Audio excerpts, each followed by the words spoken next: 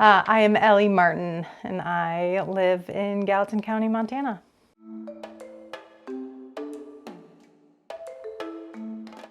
So for me, the best experience that I've had this year has been being able to see my family who live really far away and getting some time that allowed us just to be together in the summer. And my niece is 9 years old, and so being able to just do fun outside time things with her and show her around Montana and be able to just kind of reconnect.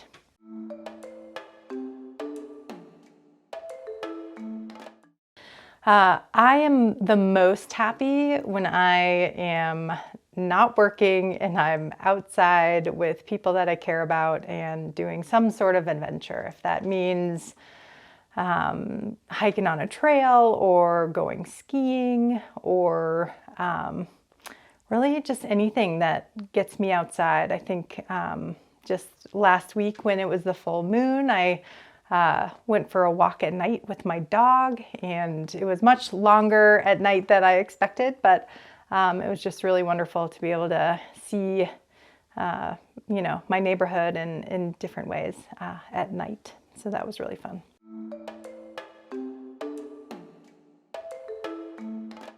All right, there are a lot of things that stress me out, and part of it is trying to figure out how to help myself stress out less because of them. So actually within my work, I teach about stress and well-being, and so I try to practice a lot of the things that I teach. And one of the things that I know is there are the things that stress you out, like the actual thing, and then there's our body's response to the thing that stresses us out. And sometimes we can control the thing that is stressing us out, and sometimes we can't. So then we have to figure out how to control our response to the stress. And so for me, there are things that are work related that are really stressful. There are financial things that are stressful. We have a pretty challenging political climate that can feel stressful because I feel like we all share a lot of values, and sometimes those values get lost in the rhetoric. So other things that stress me out, like long list, same as everyone else, family things, just general adulting. So I don't think the list is short, but I try to work on how I respond to the stress in hopes that it doesn't consume me.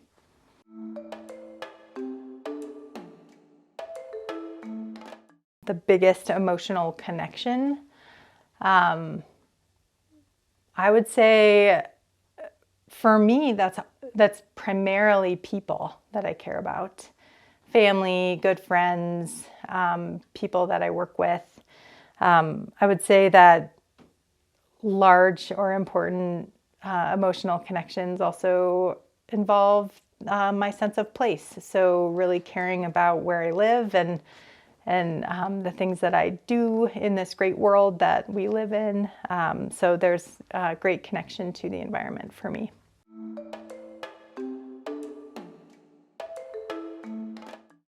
All right, so activities that I spend the most time on are typically, those things related to chores and doing the things that keep our family rolling. So I spend a lot of time on, paying bills and groceries and work and walking the dog and making sure that, we live in a comfortable place and all of those sorts of things. And so when I get to move beyond the chores in my life, the activities that I spend the most time on are getting outside and doing things that I care about in this place. I probably do a lot of things inside too. I love to sew, and we've been doing a pretty long house renovation that takes a lot of my time.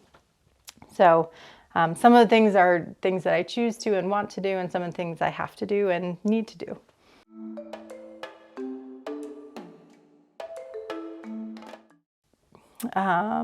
There are some habits that I have that don't serve me well. I think procrastination is something that I operate under at times, and sometimes it's because I don't necessarily have a clear path forward, and so it delays starting, or it prevents me from feeling confident with taking that first next step. So that can feel like a bad habit. During the pandemic, I spent a lot more time on social media and just doing things at home that were a bit more distracting, watching more TV or, doom scrolling, as they call it, on Instagram. And so I would say that those are some habits that I've been trying to shift out of now that things are a little different. So just being more aware of how I'm spending my time. I'm trying to be more thoughtful in that way.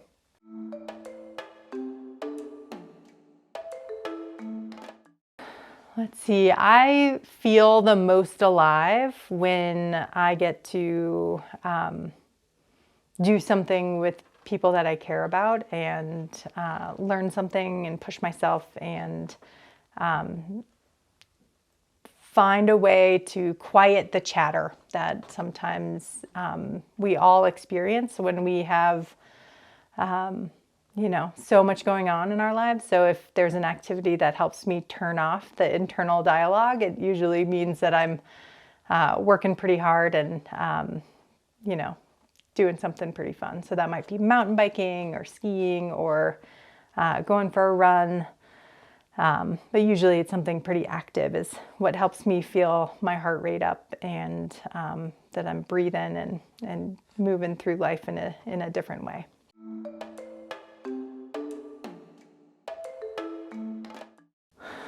There are a lot of things that make me laugh. I think spending time with people who are different age than I am.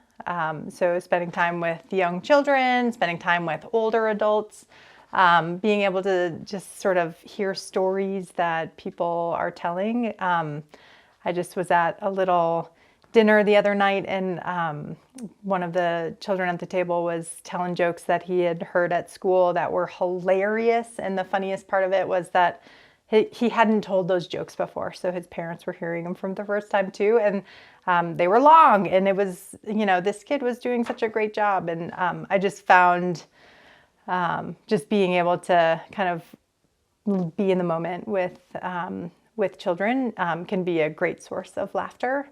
My dog is also a great source of humor for me because she is a character. So I try to find the funny where I see it because sometimes it can be hard to track down. So lots of different things that can help me laugh, and I definitely love to laugh.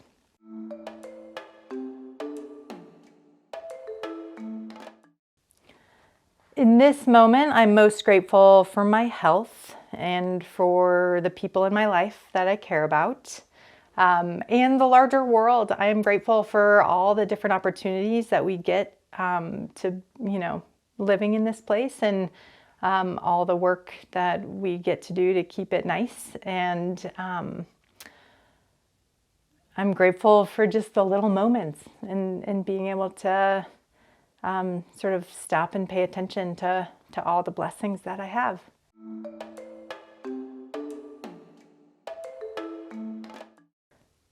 How am I doing today, really? Well, I get this question a lot, right? It's the thing that people show up and it's the first thing they often say. And so there are times when I say that I'm good enough. And I honestly think that's okay. I think that's an adequate answer because sometimes we're not looking for being great. Like sometimes great feels hard, right? And so if we can aim for feeling a little better or feeling less bad, all those things I think are relevant to how we sort of go through time and figure out how we're doing.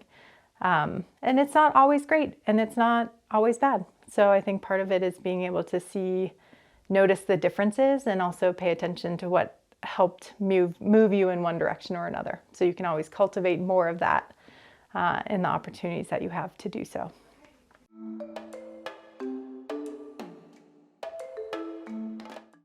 There's a lot that takes up headspace for me right now. I think doing meaningful work is something that I think about a lot, and I work in service to the community in many different ways. So there are a lot of things that I want to see a way to make better. And so if I'm in service to that mission of community well-being, then I'm at least working towards something that's meaningful. But it does take up a lot of headspace because there are a lot of people who aren't feeling great right now, or there are a lot of people who feel terrible. There are a lot of people who are struggling. And so it's just something that I think about and try to figure out ways to support and help in some way that's possible for me with the skills and abilities that I have.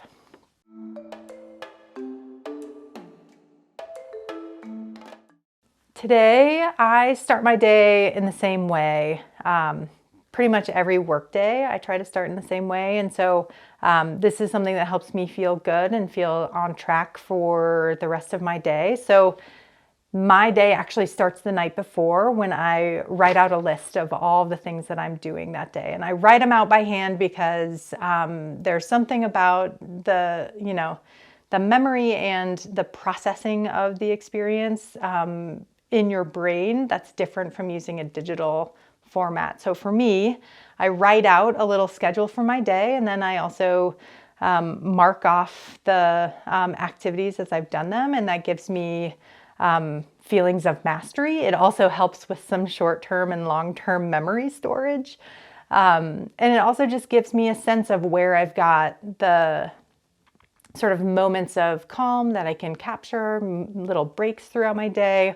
It also helps me see how kind of intense or mellow my day is going to be. And it also gives me a structure of when I'm on and when I'm off. So it helps me feel good when I know that I get to start the morning with my regular routine and then roll into whatever those tasks are throughout the day. And then when I get to the end of my tasks, and I never complete all of them usually, but the reality is I know when I get to end, and that works for me because there are a lot of times when that feels unattainable. And so I just take it as a little bit of a win when I can do that. So that helps me feel good.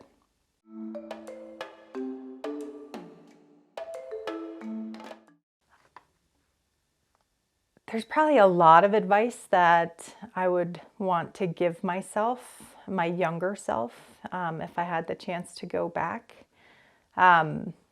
I also love hearing what other people would say about this because I learn so much from how other people sort of look back on their own lives.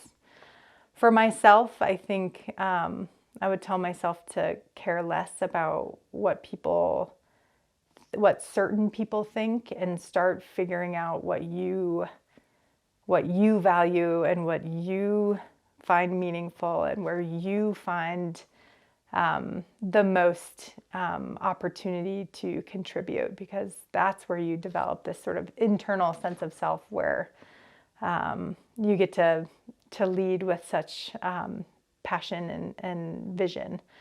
And I think that my younger self probably would have benefited from someone helping her know that she didn't need to care about the other people in her class so much if they didn't think she looked the right way or wore the right clothes or all those things. So I think that would be the advice I would give.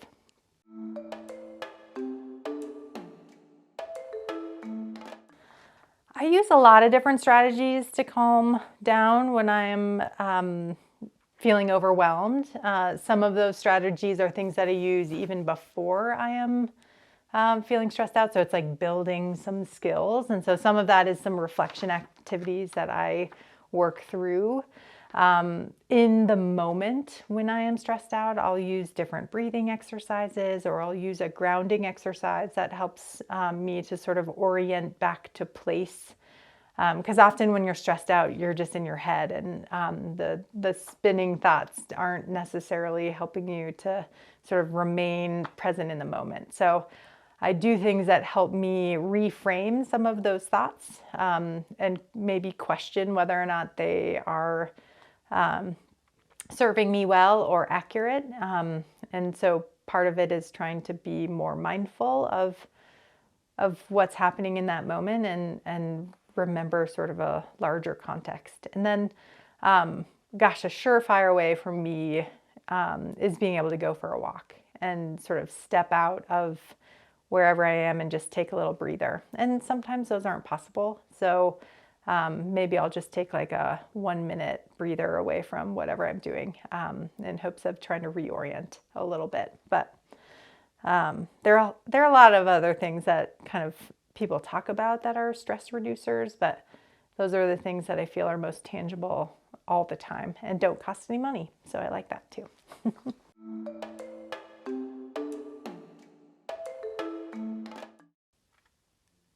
I wish that I spent less time worrying about things that I can't control. I think that I, can get to spend a lot of time on that. I don't know. I think there are a lot of different things. Like, I know that I need time to kind of rest and time to relax. And so sometimes I wish that I didn't worry so much about the amount of time that I take for those relaxing activities that I need to do, because I know that I need them. What do I wish I spent less time doing? I would like in my life to spend less time worrying. I would like to spend less time, you know, on social media, which feels like wasting time. But what I'm trying to do with that is like give myself time limits on like those activities that aren't necessarily like feeding my soul, but are really good distractions in those moments when I need one. So I'm just trying to change my relationship to those things, so I don't feel like it's wasting time, but just giving myself a certain amount of time and not going over. That's something I'm thinking about these days in order to try to shift away from feeling like I'm wasting my time on something.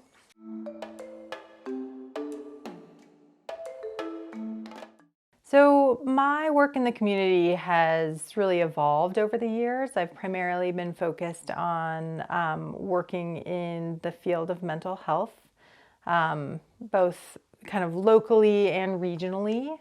For a long time, I was working as an infant and early childhood mental health consultant, which helped me to focus on supporting early childhood professionals in their ability to serve the children and families in their programs. I've also worked at the community level as a consultant, trying to improve systems around how we serve and support the people in our community across the continuum of care. So really, if we can help people understand mental health and well-being and opportunities to increase their own well-being, that's considered a promotion activity. So if we can help people to avoid being ill and to live their best lives before something were to arrive in their life, then I think we have an opportunity to reduce suffering for folks.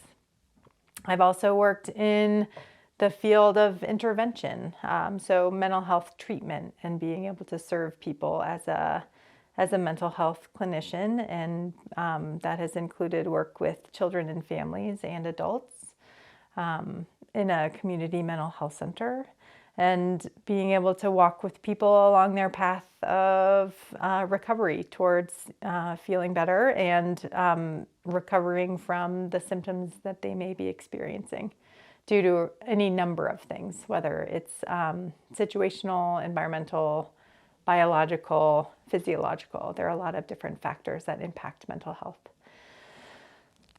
And I think there's a lot of different ways that we have an opportunity to serve the community, and I try to just find the ones that feel meaningful and that I have the skills to offer to make some sort of offering of support. So that's kind of how I show up.